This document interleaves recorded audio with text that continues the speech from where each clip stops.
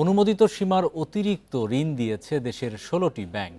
আগ্রাসী ঋণ বিতরণের ফলে ব্যাংকগুলোর তারল্য সংকট বৃদ্ধির পাশাপাশি আমানত নিয়ে ঝুঁকিতে গ্রাহকরা।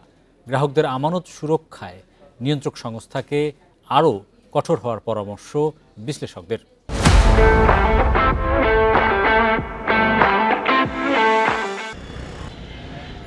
বাংলাদেশ ব্যাংকের বিধিমালা অনুযায়ী প্রচলিত ধারার ব্যাংকগুলো ১০০ টাকার আমানতের বিপরীতে সর্বোচ্চ ৮৭ টাকা ঋণ দিতে পারে। আর ইসলামী ধারার ব্যাংকের ক্ষেত্রে এই সীমা ৯২ টাকা, যাকে এডিআর বা ঋণ আমানত অনুপাত সীমা বলে। ডিসেম্বর শেষে এই নীতি লঙ্ঘন করেছে ১৬টি ব্যাংক। প্রচলিত ধারার ব্যাংকগুলোর মধ্যে এডিআর সীমা লঙ্ঘনের শীর্ষে ন্যাশনাল ব্যাংক, যা ১১৩% বেশি।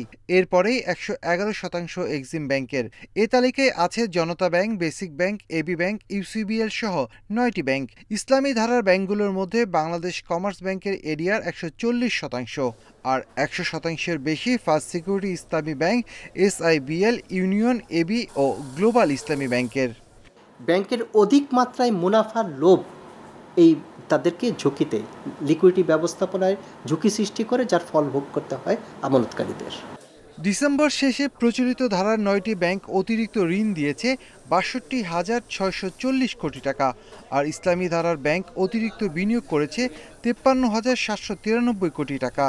আমানতকারীদের অর্থের সুরক্ষায় বাংলাদেশ ব্যাংককে কঠোর আইনি ব্যবস্থা নেয়ার তাগিদ বিশ্লেষকদের। সেন্ট্রাল ব্যাংকের কঠোর হতে হবে। আপনি এখানে কমপ্লায়েন্স দেখতে আসছেন, সবাই নন কমপ্লায়েন্ট হয়ে বসে আছে, তারপরে আপনি বলতেছেন এতজন এটা তো আমি মনে করি সেন্ট্রাল ব্যাংকের ব্যর্থতা, তাই না? কেন সেন্ট্রাল ব্যাংক এগুলোকে নন কমপ্লায়েন্ট হওয়ার সুযোগ দেবে? খেলাপি ঋণ আদায়ে ব্যাংকগুলোকে আরও জোরালো হওয়ার পরামর্শ দেন বিশ্লেষকরা।